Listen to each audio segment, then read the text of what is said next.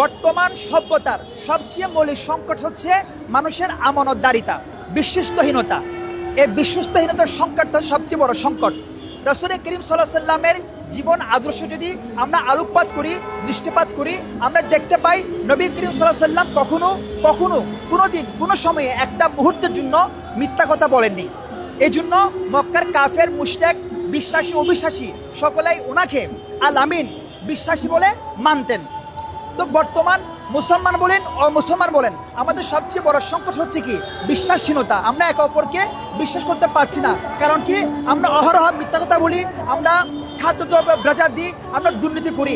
এই সমুদয় সব কিছু থেকে যদি আমরা মুক্তি পেতে চাই, নবী করিম সাল্লাল্লাহু আলাইহি ওয়াসাল্লামের একটা মাত্র আদর্শ, সেটা কি? আল আমিন, বিশ্বাসটা যদি আমরা বুকে লালন পালন ধারণ করতে পারি, তাহলে ইনশাল্লাহ আমাদের সমাজে, বিশ্বের মধ্যে শান্তি, শৃঙ্খলা, সংহতি প্রতিষ্ঠিত হবে বলে আমি মনে করি।